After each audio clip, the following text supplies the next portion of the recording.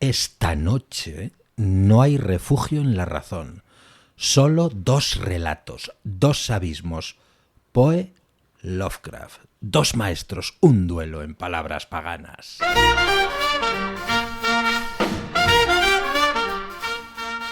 Bienvenidos a Palabras Paganas.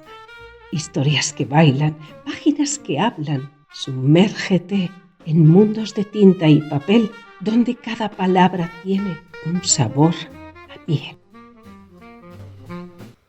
Bienvenidas y bienvenidos a Palabras Paganas. Hoy cruzamos un umbral, el de los dos grandes arquitectos del horror moderno. Poe, el padre del cuento gótico, Lovecraft, el profeta del terror cósmico. Esta noche sus palabras se enfrentan y nos arrastran. A ver, yo te oigo tan solemne y me acojono vivo, coño. Otras. A ver, oye, una cosa para los oyentes. Tenemos el estudio en una zona de mucho calor. Tenemos la ventana abierta. Vais a escuchar pájaros. No son cuervos, pero bueno, valen. Iba a decir yo lo mismo. Y vais a escuchar un zumbido inquietante. Es el ventilador. ¿Vale? Bueno, que sí, que es un duelo de titanes lo que tenemos hoy. Fíjate, Karina. Oye, por cierto, ¿sabías que Poe murió en circunstancias muy extrañas? Que, por cierto, aún se debaten. Lo encontraron delirando en una taberna de Baltimore. Ya habíamos hablado del consumo y de las aficiones etílicas de Poe. Pues allí le encontraron, en una taberna al hombre, vestido con ropas que no eran suyas. Y repitiendo el nombre de Reynolds. Y nunca se supo qué pasó, la verdad. Sí, lo había escuchado. ¿Y tú sabías que Lovecraft no se quedó atrás? Murió prácticamente en la pobreza, alimentándose de pan y leche, dicen, y escribiendo cartas como si fueran novelas. Una vez, por lo visto, le respondió a un niño que le envió su primer cuento, animándole a seguir escribiendo. ¿Sabes quién fue este niño? No. Robert Bloch, el autor Coño, de Psicosis. Sí, wow. Sí. Sí. Pues no lo sabía, interesante, claro que sí. Sí. Este duelo de titanes es el de dos vidas marcadas por el aislamiento, por la enfermedad. Es que se nota hasta cuando les lees, cuando los leemos. Y yo creo que por esa obsesión con lo que no se ve. Poe miraba el alma, Lovecraft el cosmos, y esta noche, porque nos gusta decir lo de la noche, pero nos puedes estar escuchando por la mañana. Les dejamos hablar a ellos, con dos relatos esenciales. Eso es. Empezamos con Berenice, una pieza afilada, casi quirúrgica, donde el protagonista sufre una fijación tan insana que acaba con los dientes de su prima entre las manos. Madre Dios. Lo narra quien mejor puede llevarnos a ese lugar sin retorno, el brujo. Gracias, Karina. Este relato me obsesionó desde que... lo leí con la linterna bajo las sábanas, ya sabes, y al cerrar el libro te sientes como sucio, no sé cómo decirlo, como si el narrador me hubiese hecho cómplice de ese crimen. Así que ahí va Berenice, que os atrape o que os muerda. Berenice, Edgar Allan Poe. La desdicha es muy variada. La desgracia cunde multiforme en la tierra. Desplegada por el ancho horizonte como el arco iris, sus colores son tan variados como los de este, a la vez que tan distintos y tan íntimamente unidos. Desplegada por el ancho horizonte como el arco iris, ¿cómo es que la belleza ha derivado un tipo de fealdad, de la alianza y la paz un símil del dolor? Igual que en la ética el mal es consecuencia del bien, en realidad de la alegría nace la tristeza. O la memoria de la dicha pasada es la angustia de hoy, o las agonías que son se originan en los éxtasis que pudieron haber sido. Mi nombre de pila es Gauss, no diré mi apellido. Sin embargo, no hay en este país torres más venerables que las de mi sombría y lúgubre mansión. Nuestro linaje ha sido llamado raza de visionarios, y en muchos sorprendentes detalles en el carácter de la mansión familiar, en los frescos del salón principal, en los tapices de las alcobas, en los relieves de algunos pilares de la sala de armas, pero sobre todo en la galería de cuadros antiguos, en el estilo de la biblioteca y, por último, en la naturaleza muy peculiar de los libros, hay elementos suficientes para justificar esta creencia. Los recuerdos de mis primeros años se relacionan con esta mansión y con sus libros, de los que no volveré a hablar. Allí murió mi madre. Allí nací yo. Pero es inútil decir que no había vivido antes, que el alma no conoce una existencia previa. ¿Lo negáis? No discutiremos ese punto. Yo estoy convencido, pero no intento convencer. Sin embargo, hay un recuerdo de formas etéreas, de ojos espirituales y expresivos, de sonidos musicales y tristes, un recuerdo que no puedo marginar, una memoria como una sombra, vaga, variable, indefinida, vacilante, y como una sombra también por la imposibilidad de librarme de ella mientras brille la luz de mi razón. En esta mansión nací yo, al despertar de repente de la larga noche de lo que parecía, sin serlo, la no existencia, a regiones de hadas, a un palacio de imaginación, a los extraños dominios del pensamiento y de la erudición monásticos. No es extraño que mirase a mi alrededor con ojos asombrados y ardientes, que malgastara mi niñez entre libros y disipara mi juventud en sueños, pero sí es extraño que pasaran los años y el apogeo de la madurez me encontrara viviendo aún en la mansión de mis antepasados. Es asombrosa la parálisis que cayó sobre las fuentes de mi vida, asombrosa la inversión completa en el carácter de mis pensamientos más comunes. Las realidades del mundo terrestre me afectaron como visiones, solo como visiones, mientras las extrañas ideas del mundo de los sueños, por el contrario, se tornaron en materia de mi existencia cotidiana, sino realmente en mi cínica y total existencia. Berenice y yo éramos primos y crecimos juntos en la mansión de nuestros antepasados. Pero crecimos de modo distinto. Yo, enfermizo, envuelto en tristeza. Ella, ágil, graciosa, llena de fuerza. Suyos eran los paseos por la colina, míos los estudios del claustro. Yo viviendo encerrado en mí mismo, entregado en cuerpo y alma a la intensa y penosa meditación. Ella, vagando sin preocuparse de la vida, sin pensar en las sombras del camino ni el silencio vuelo de las horas de alas negras. Berenice, invoco su nombre, Berenice. Y ante este sonido se conmueven 1000 tumultuosos recuerdos de las grises ruinas. Ah, acude vívida su imagen a mí como en sus primeros días de alegría y de dicha. Oh, encantadora y fantástica belleza. Oh, sílfide entre los arbustos de Hanreim. Oh, náyade entre sus fuentes. Y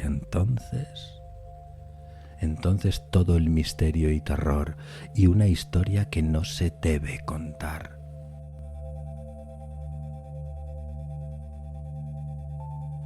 La enfermedad, una enfermedad mortal, cayó sobre ella como el simún, y mientras yo la contemplaba, el espíritu del cambio la arrasó penetrando en su mente, en sus costumbres y en su carácter, y de la forma más sutil y terrible llegó a alterar incluso su identidad. ¡Ay! La fuerza destructora iba y venía, y la víctima, ¿dónde estaba? Yo no la conocía, o al menos ya no la reconocía como Berenice. Entre la numerosa serie de enfermedades provocadas por aquella primera y fatal que desencadenó una revolución tan horrible en el ser moral y físico de mi prima, hay que mencionar como la más angustiosa y obstinada una clase de epilepsia que con frecuencia terminaba en catalepsia, estado muy parecido a la extinción de la vida, del cual, en la mayoría de los casos, se despertaba de forma brusca y repentina. Mientras tanto, mi propia enfermedad, pues me han dicho que no debería darle otro nombre, mi propia enfermedad, digo, crecía con extrema rapidez, asumiendo un carácter monomaniaco de una especie nueva y extraordinaria, que se hacía más fuerte cada hora que pasaba y por fin tuvo sobre mí un incomprensible ascendiente. Esta monomanía, si así tengo que llamarla, consistía en una morbosa irritabilidad de esas propiedades de la mente que la ciencia psicológica designa como la palabra atención. Es más que probable que no me explique, pero temo, en realidad, que no haya forma posible de transmitir a la inteligencia del lector corriente una idea de esa nerviosa intensidad de interés con el que en mi caso las facultades de meditación, por no hablar de términos técnicos, actuaban y se concentraban en la contemplación de los objetos más comunes del universo. Reflexionar largas, infatigables horas con atención fija en alguna nota trivial, en los márgenes de un libro o en su tipografía, estar absorto durante buena parte de un día de verano en una sombra extraña que caía oblicuamente sobre el tapiz o sobre la puerta, perderme toda una noche observando la tranquila llama de una lámpara a los rescoldos del fuego, soñar días enteros con el perfume de una flor, repetir monótonamente una palabra común hasta que el sonido, gracias a la continua repetición, dejaba de suscitar en mi mente alguna idea, perder todo sentido del movimiento o de la existencia física mediante una absoluta y obstinada quietud del cuerpo mucho tiempo mantenida. Estas eran algunas de las extravagancias más comunes y menos perniciosas provocadas por un estado de las facultades mentales, en realidad no único, pero capaz de desafiar cualquier tipo de análisis o explicación. Pero no se me entienda mal. La excesiva, intensa y morbosa atención, excitada así por objetos triviales en sí, no tiene que confundirse con la tendencia a la meditación, común en todos los hombres, y a la que se entregan de forma particular las personas de una imaginación inquieta. Tampoco era, como pudo suponerse al principio, una situación grave ni la exageración de esa tendencia, sino primaria y esencialmente distinta, diferente. En un caso, el soñador o el fanático interesado por un objeto normalmente no trivial lo pierde poco a poco de vista en un bosque de deducciones y sugerencias que surgen de él, hasta que, al final de una ensoñación llena muchas veces de voluptuosidad, el incitamentum o primera causa de sus meditaciones desaparece completamente y queda olvidado. En mi caso, el objeto primario era invariablemente trivial, aunque adquiría mediante mi visión perturbada una importancia refleja e irreal. Pocas deducciones, si había alguna, surgían, y esas pocas volvían pertinazmente al objeto original como a su centro. Las meditaciones nunca eran agradables, y al final de la ensoñación la primera causa, lejos de perderse de vista, había alcanzado ese interés sobrenaturalmente exagerado que constituía el rasgo primordial de la enfermedad. En una palabra, las facultades que más ejercía la mente en mi caso eran, como ya he dicho, las de la atención, mientras que en el caso del soñador son las de la especulación. Mis libros en esa época, si no servían realmente para aumentar el trastorno, compartían en gran medida, como se verá, por su carácter imaginativo e inconexo, las características peculiares del trastorno mismo. Puedo recordar, entre otros, el tratado del noble italiano Coelius Secundus Curio, De amplitudine beati regini Dei, la grandeza del reino santo de Dios, la gran obra de San Agustín, De civititate Dei, la ciudad de Dios, y la de Tertuliano, De carne Christi, la carne de Cristo, cuya sentencia paradójica, mortus est Dei filius, credibile est quia ineptum est et sepultus resurrexit, certum est quia impossibili est, ocupó durante muchas semanas de inútil y laboriosa investigación todo mi tiempo. Así se verá que, arrancada de su equilibrio solo por cosas triviales, mi razón se parecía a ese peñasco marino del que nos habla Ptolomeo Hefestión, que resistía firme los ataques de la violencia humana y la furia más feroz de las aguas y de los vientos, pero temblaba al simple contacto de la flor llamada asfódelo. Y aunque para un observador desapercibido pudiera parecer fuera de toda duda que la alteración producida en la condición moral de Berenice por su desgraciada enfermedad me habría proporcionado muchos temas para el ejercicio de esa meditación intensa y anormal, cuya naturaleza me ha costado bastante explicar, sin embargo, no era este el caso. En los intervalos lúcidos de mi mal, la calamidad de Berenice me daba lástima. y profundamente conmovido por la ruina total de su hermosa y dulce vida, no dejaba de meditar con frecuencia, amargamente, en los prodigiosos mecanismos por los que había llegado a producirse una revolución tan repentina y extraña. Pero estas reflexiones no compartían la idiosincrasia de mi enfermedad y eran como las que se hubieran presentado en circunstancias semejantes al común de los mortales. Fiel a su propio carácter, mi trastorno se recreaba en los cambios de menor importancia, pero más llamativos, producidos en la constitución física de Berenice, en la extraña y espantosa deformación de su identidad personal. En los días más brillantes de su belleza incomparable no la amé. En la extraña anomalía de mi existencia, mis sentimientos nunca venían del corazón y mis pasiones siempre venían de la mente. En los brumosos amaneceres, en las sombras entrelazadas del bosque al mediodía y en el silencio de mi biblioteca por la noche, ella había flotado ante mis ojos y yo la había visto, no como la Berenice viva y palpitante, sino como la Berenice de un sueño. No como una morada de la tierra, sino como su abstracción, no como algo para admirar, sino para analizar, no como un objeto de amor, sino como tema de la más abstrusa y aunque inconexa especulación. Y ahora temblaba en su presencia y palidecía cuando se acercaba. Sin embargo, lamentando amargamente su decadencia y su ruina, recordé que me había amado mucho tiempo y que en un momento aciago le hablé de matrimonio. Y cuando por fin se acercaba la fecha de nuestro matrimonio, una tarde de invierno, en uno de esos días intempestivamente cálidos, tranquilos y brumosos que constituyen la nodriza de la belleza Alcíone, estaba yo sentado y creía encontrarme solo en el gabinete interior de la biblioteca y al levantar los ojos vi a Berenice ante mí. ¿Fue mi imaginación excitada, la influencia de la atmósfera brumosa, la incierta luz crepuscular del aposento, los vestidos grises que envolvían su figura los que dieron un contorno tan vacilante e indefinido? No sabría decirlo. Ella no dijo una palabra, y yo por nada del mundo hubiera podido pronunciar una sílaba. Un escalofrío helado cruzó mi cuerpo, me oprimió una sensación de insufrible ansiedad. Una curiosidad devoradora invadió mi alma y reclinándome en la silla me quedé un rato sin aliento, inmóvil, con mis ojos clavados en su persona. ¡Ay! Su delgadez era extrema y ni la menor huella de su ser anterior se mostraba en una sola línea del contorno. Mi ardiente mirada cayó por fin sobre su rostro.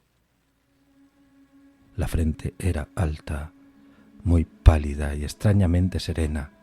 Lo que en un tiempo fuera cabello negro azabache caía parcialmente sobre la frente y sombreaba las sienes hundidas con innumerables rizos de un color rubio reluciente que contrastaban discordantes por su matiz fantástico con la melancolía de su rostro. Sus ojos no tenían brillo y parecían sin pupilas y esquivé involuntariamente su mirada vidriosa para contemplar sus labios finos y contraídos. Se entreabrieron y en una sonrisa de expresión peculiar los dientes de la desconocida Berenice se revelaron lentamente en mis ojos. Quiera Dios que nunca los hubiera visto o que después de verlos hubiera muerto. El golpe de una puerta al cerrarse me distrajo y al levantar la vista descubrí que mi prima había salido del aposento. Pero los desordenados aposentos de mi cerebro, ¡ay! No había salido ni se podía apartar el blanco y horrible espectro de los dientes. Ni una mota en su superficie, ni una sombra en el esmalte, ni una mella en sus bordes había en los dientes de esa sonrisa fugaz que no se grabara en mi memoria. Ahora los veía con más claridad que un momento antes. Los dientes estaban aquí y allí, en todas partes, visibles, palpables ante mí, largos, finos, excesivamente blancos, con los pálidos labios contrayéndose a su alrededor, como en el mismo instante en el que habían empezado a crecer. Entonces llegó toda la furia de mi monomanía, y yo luché en vano contra su extraña e irresistible influencia. Entre los muchos objetos del mundo externo solo pensaba en los dientes. Los anhelaba con un deseo frenético. Todas las demás preocupaciones y los demás intereses quedaron supeditados a esa contemplación.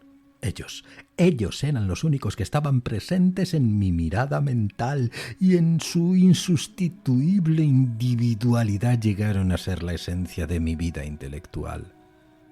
Los examiné bajo todos los aspectos, los vi desde todas las perspectivas, analicé sus características, estudié sus peculiaridades, me fijé en su conformación.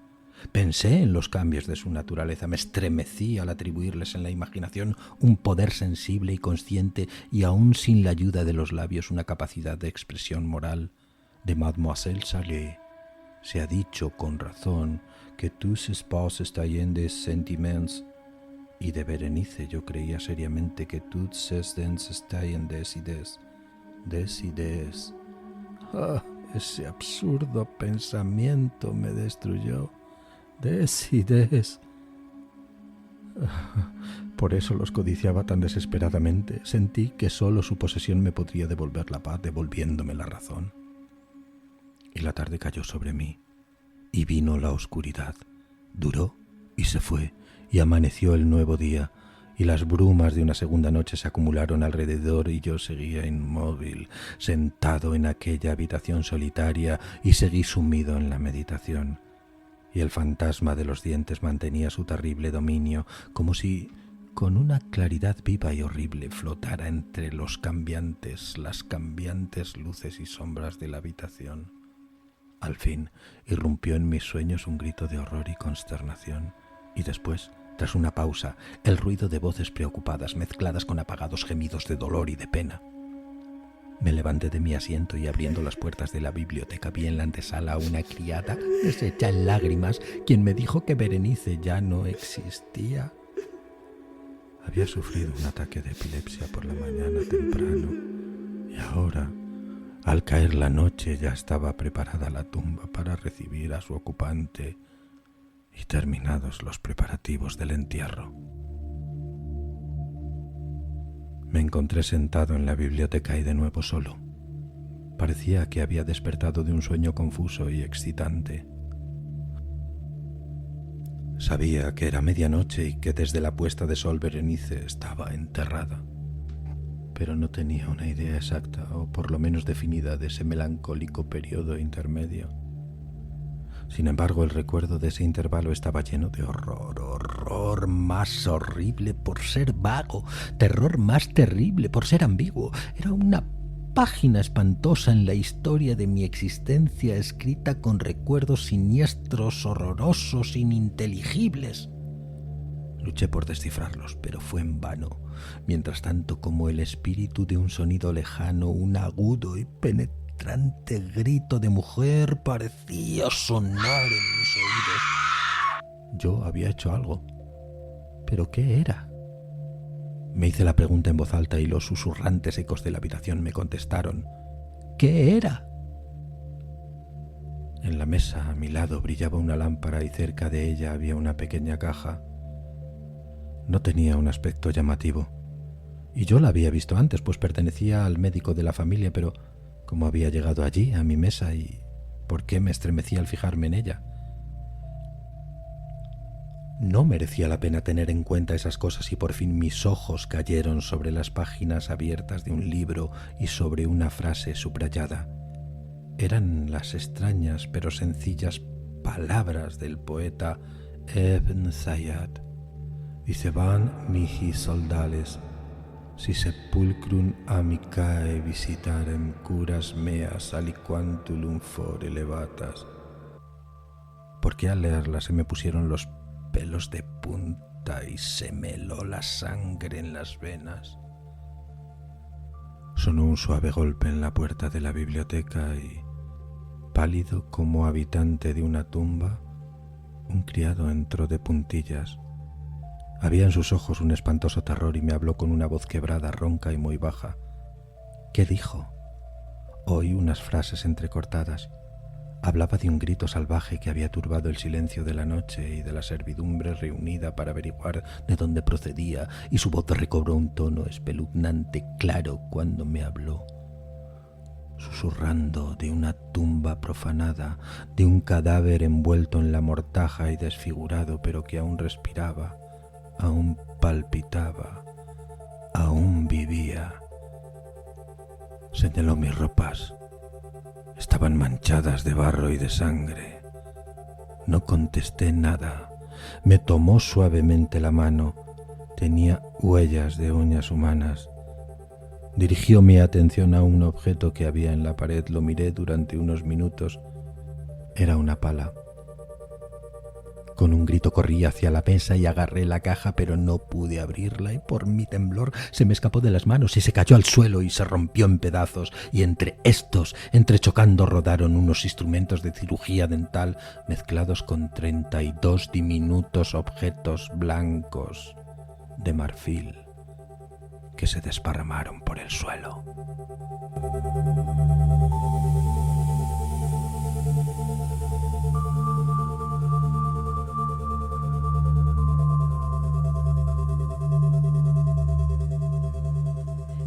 Y ahora cambiamos de piel, de lo íntimo a lo abismal, de la locura pasional a la identidad rota. Llega Lovecraft. En este relato no hay tentáculos ni monstruos del espacio, pero sí un protagonista solitario, encerrado en un castillo que no sabe quién es. Os dejo conmigo misma y con el extraño. Ha sido un poco raro, pero oye, vamos con ello, sí. Oye, raro como él, como Lovecraft. Este cuento es uno de los más tristes, por cierto, y elegantes de Lovecraft. Yo también lo descubrí de adolescente. Sí. No me dio miedo, me dio pena. Y sí, a veces el horror es, yo creo que más hondo cuando lo descubrimos en nosotros mismos. Así que vamos a escucharlo con Karina Argente al cargo de El extraño. El extraño, de Lovecraft. Infeliz es aquel a quien sus recuerdos infantiles solo traen miedo y tristeza. Desgraciado aquel que vuelve la mirada hacia horas solitarias en vastos y lúgubres recintos de cortinados marrones y alucinantes hileras de antiguos volúmenes, o hacia pavorosas vigilias a la sombra de árboles descomunales y grotescos cargados de enredaderas que agitan silenciosamente en las alturas sus ramas retorcidas. Tal es lo que los dioses me destinaron. A mí. El aturdido, el frustrado, el estéril, el arruinado, y sin embargo me siento extrañamente satisfecho y me aferro con desesperación a esos recuerdos marchitos cada vez que mi mente amenaza con ir más allá, hacia el otro. No sé dónde nací, salvo que el castillo era infinitamente horrible, lleno de pasadizos oscuros y con altos cielos rasos donde la mirada solo hallaba telarañas y sombras. Las piedras de los agrietados corredores estaban siempre odiosamente húmedas y por doquier se percibía un olor maldito, como de pilas de cadáveres de generaciones muertas. Jamás había luz, por lo que solía encender velas y quedarme mirándolas fijamente en busca de alivio. Tampoco afuera brillaba el sol, ya que esas terribles arboledas se elevaban por encima de la torre más alta. Una sola, una torre negra, sobrepasaba el ramaje y salía al cielo abierto y desconocido. Pero estaba casi en ruinas y solo se podía ascender a ella por un escarpado muro poco menos que imposible de escalar. Debo haber vivido años en ese lugar, pero no puedo medir el tiempo. Seres vivos debieron haber atendido a mis necesidades y, sin embargo, no puedo rememorar a persona alguna excepto yo mismo. Ni ninguna cosa viviente, salvo ratas, murciélagos y arañas, silenciosos todos. Supongo que quien quiera me haya cuidado debió haber sido asombrosamente viejo, puesto que mi primera representación mental de una persona viva Fue la de algo semejante a mí, pero retorcido, marchito y deteriorado como el castillo.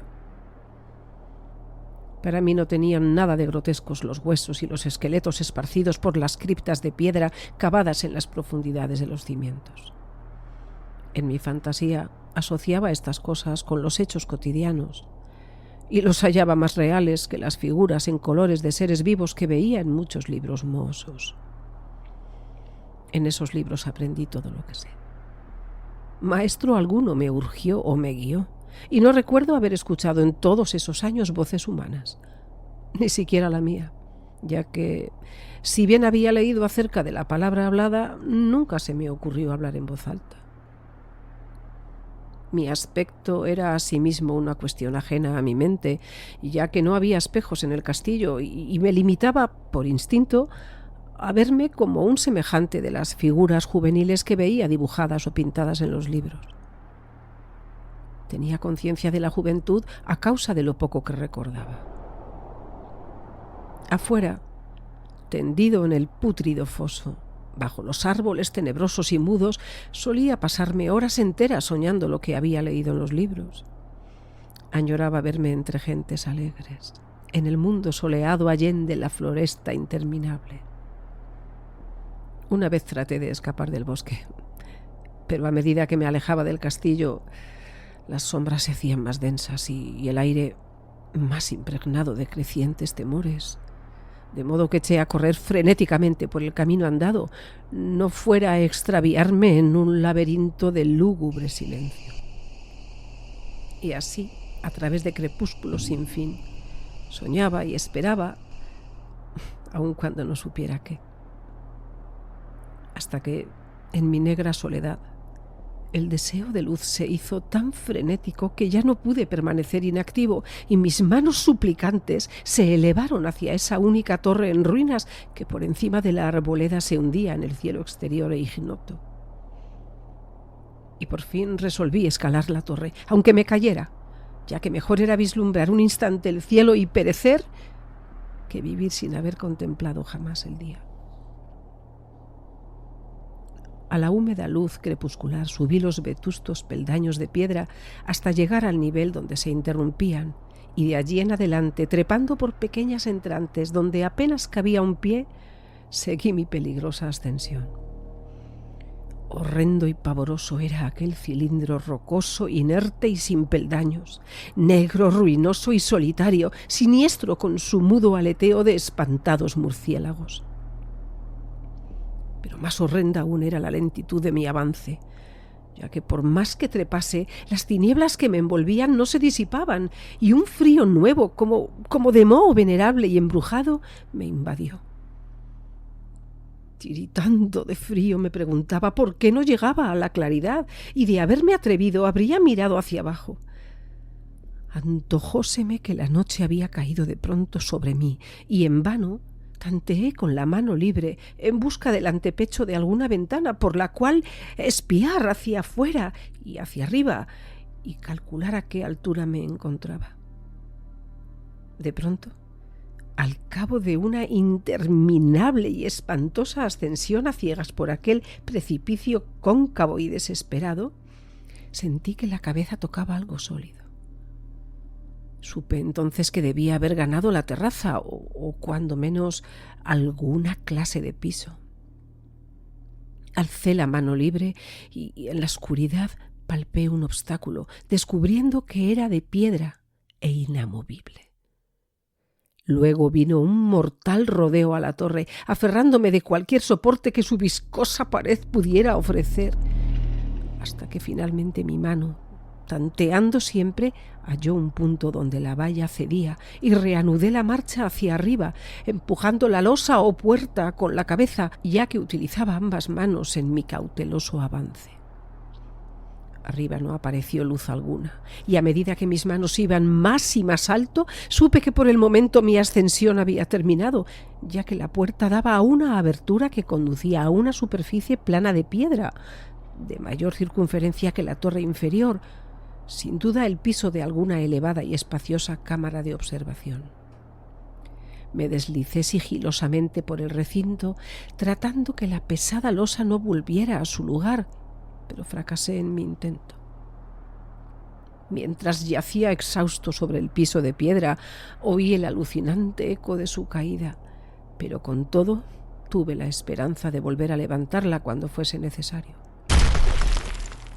Creyéndome ya a una altura prodigiosa, muy por encima de las odiadas ramas del bosque, me incorporé fatigosamente y tanteé la pared en busca de alguna ventana que me permitiese mirar por vez primera al cielo y esa luna y esas estrellas sobre las que había leído.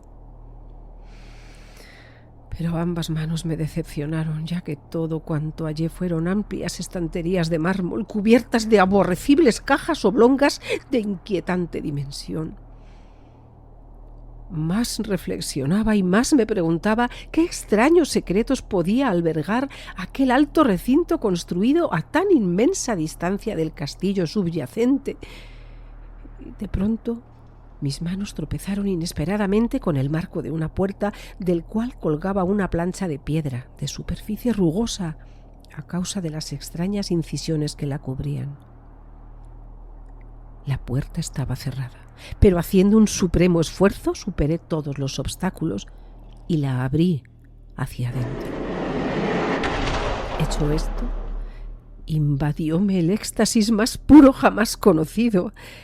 A través de una ornamentada verja de hierro y en el extremo de una corta escalinata de piedra que ascendía desde la puerta recién descubierta, brillando plácidamente en todo su esplendor, estaba la luna llena, a la que nunca había visto antes, salvo en sueños y en vagas visiones que no me atrevía a llamar recuerdos.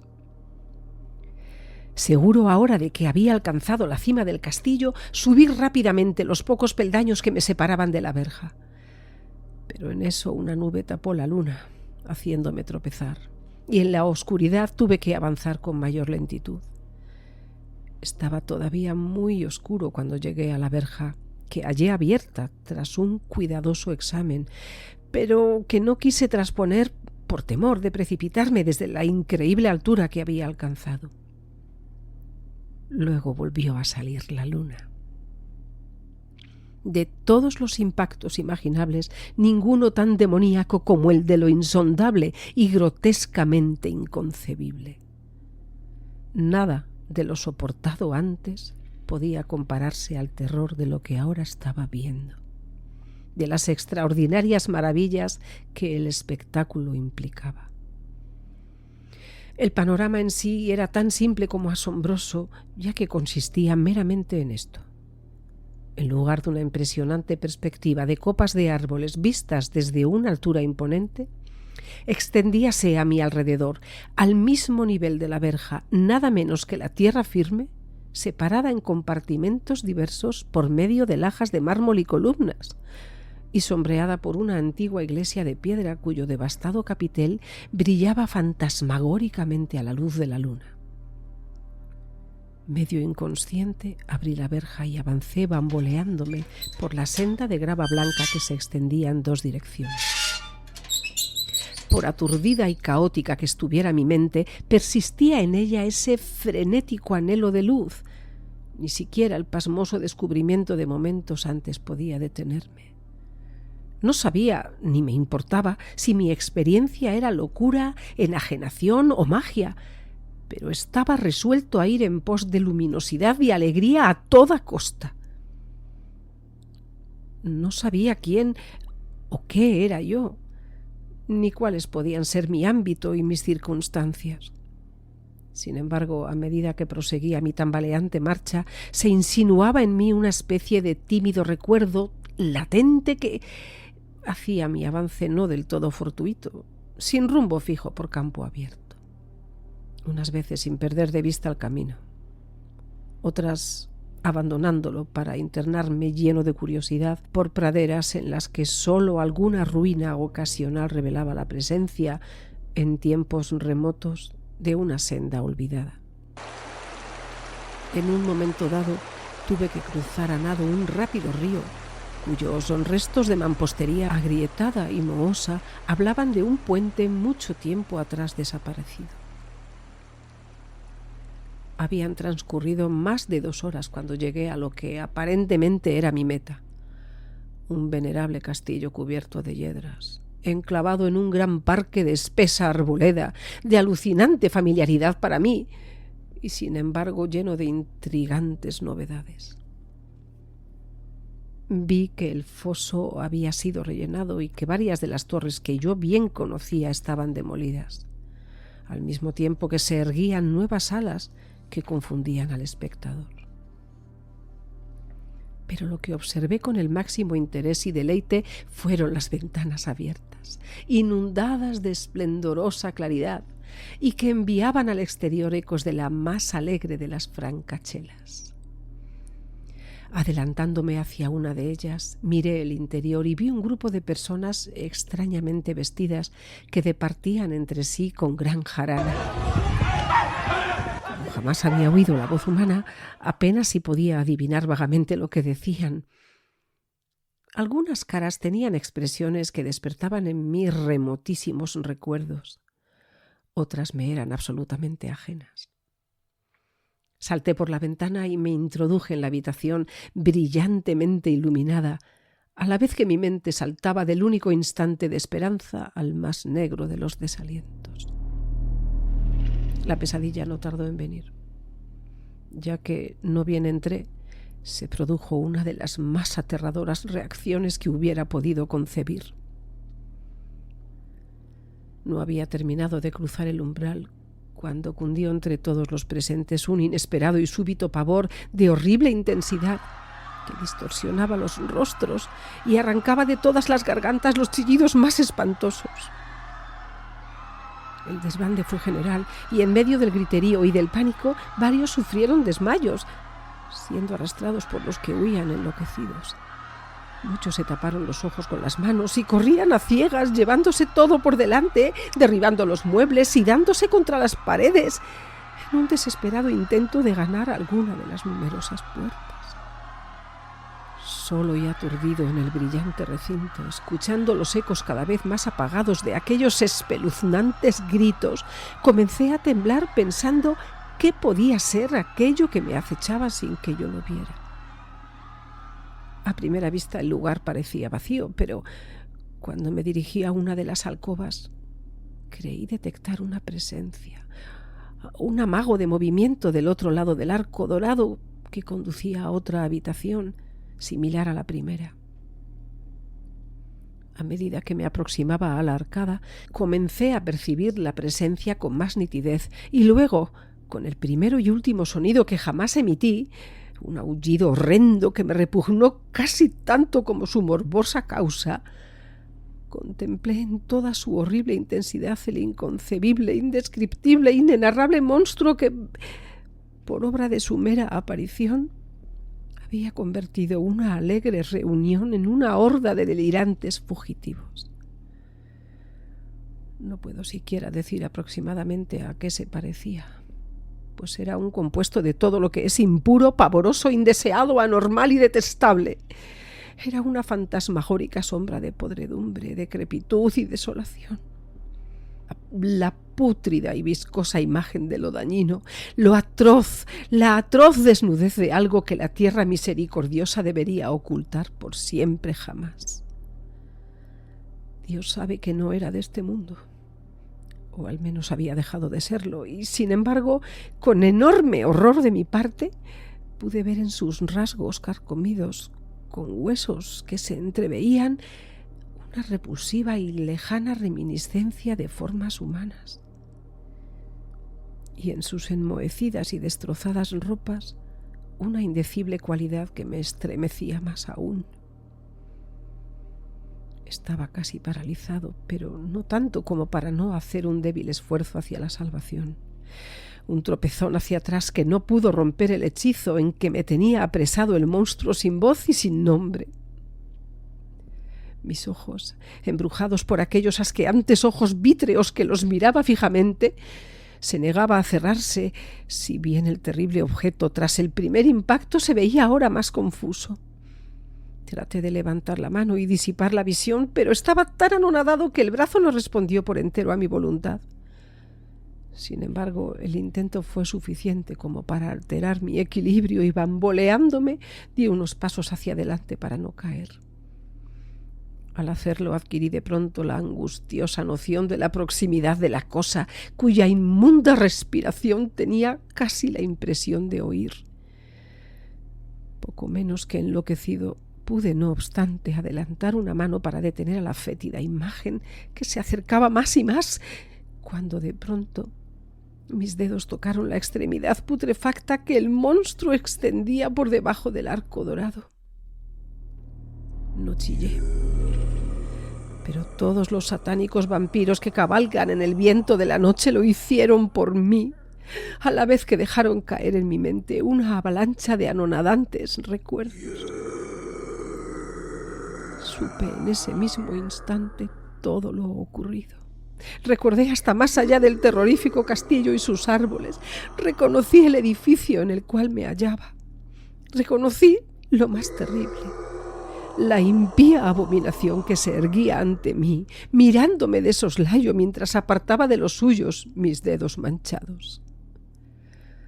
Pero en el cosmos existe el bálsamo además de la amargura, y ese bálsamo es el olvido. En el supremo horror de ese instante olvidé lo que me había espantado, y el estallido del recuerdo se desvaneció en un caos de reiteradas imágenes. Como entre sueños, salí de aquel edificio fantasmal y execrado y eché a correr rauda y silenciosamente a la luz de la luna. Cuando retorné al mausoleo de mármol y descendí los peldaños, encontré que no podía mover la trampa de piedra, pero no lo lamenté, ya que había llegado a odiar el viejo castillo y sus árboles. Ahora cabalgo junto a los fantasmas, burlones y cordiales al viento de la noche, y durante el día juego entre las catacumbas de Nefreka, en el recóndito y desconocido valle de Hadod, a orillas del Nilo. Sé que la luz no es para mí, salvo la luz de la luna sobre las tumbas de roca de Neb, como tampoco es para mí la alegría, salvo las innominadas fiestas de Nitocris bajo la gran pirámide. Y sin embargo, en mi nueva y salvaje libertad, agradezco casi la amargura de la alienación. Pues, aunque el olvido me ha dado la calma, no por eso ignoro que soy un extranjero, un extraño a este siglo y a todos los que aún son hombres. Esto es lo que supe desde que extendí mis dedos hacia esa cosa abominable surgida en aquel gran marco dorado.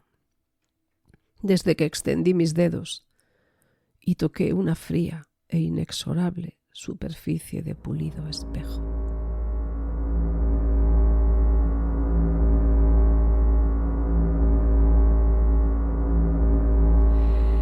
Bueno, Santiago, pues nada, hoy dos visiones del miedo, dos ¿sabes voces. Que han durado poco más o menos lo mismo, 21, 22 minutos, ¿eh? Y bueno, de todas formas, los dos venían hablando desde el más allá del tiempo, y hoy los hemos escuchado sin filtros, a las bravas. Sí, con de fondo los pajaritos y el ventilador.